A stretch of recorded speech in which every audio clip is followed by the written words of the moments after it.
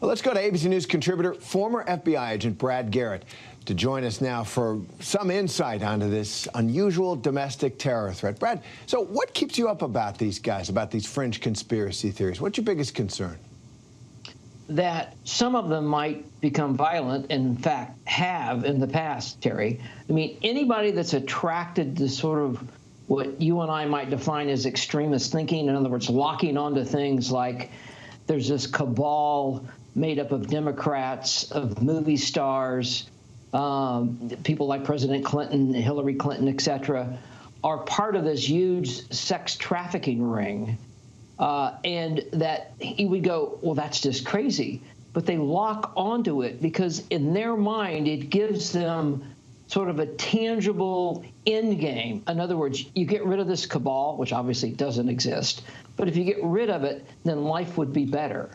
So it's all of that that drives these folks. But in that group, there are still going to be people who think they're going to have to go the extra mile. In other words, commit some sort of violence and harm somebody. And that's, I think, law enforcement's biggest concern in reference to QAnon. Well, why now, Brad? Why do you think now? Look, there have always been people stressed by life and frustrated by politics. Why this crazy stuff now? Because over the last 4 years, one of sort of President Trump's mantras is fear. Fear, if you don't do it my way, things are going to fall apart. And he convinced this group, this loosely knitted group of QAnon followers, that he was their savior, that he was the one, and they obviously made a lot of this up, but in their mind, he was encouraging them, that this cabal had to be gotten rid of, and that he was the guy that was going to do it. And so what happened is when he didn't get reelected, and of course he promoting that it was a fraud, they jumped into that and said, we've got to do something about his election, but we have to do anything we can to keep him in power because he'll get rid of this cabal and life will be much better. So what can authorities do to deal with this kind of thing, to deal with this group and prevent more violence? So you have the problem, like you do with any of these groups, Terry, of the First Amendment. We like the First Amendment. It's going to stay, of course. So people can say any hateful thing they want. It's when they take action, when they start planning things.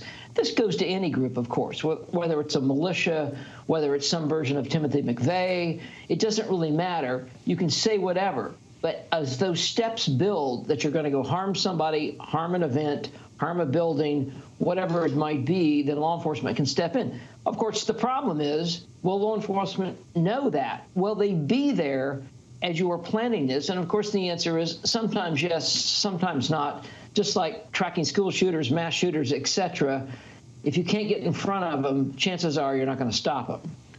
It sounds a little bit to me like some of the extremist jihadist violence that occurred in this country and many, many other countries. How do you get people back from down the rabbit hole, believing, buying into, and perhaps acting on that kind of stuff? I will tell you, it does no good to try to rationally have conversations with them.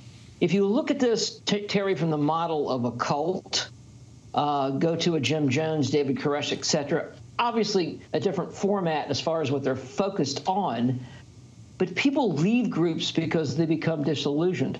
Ashley, you just had on recently, a few minutes ago, is a great example of she became disillusioned when she saw that the world did not fall apart when President Biden became president. So you have to get people to that point. Now, that's really difficult because you have the internet spewing out all of this stuff that's not true all day long. People want a community, and that's why they go to places like QAnon. They lock onto QAnon because it gives them a social setting, much like traditionally people go to church or go to some other setting where they can talk to people that are like-minded. And so it is extremely, today, a difficult thing to put the brakes on this. I don't see this anger or rage slowing down in the near future. Let's bring back bowling leagues. It sounds like something like that, right? That kind of solidarity that we need. Brad Garrett, thanks very much for that insight. Hi, everyone. George Stephanopoulos here. Thanks for checking out the ABC News YouTube channel. If you'd like to get more videos, show highlights, and watch live event coverage, click on the right over here to subscribe to our channel. And don't forget to download the ABC News app for breaking news alerts. Thanks for watching.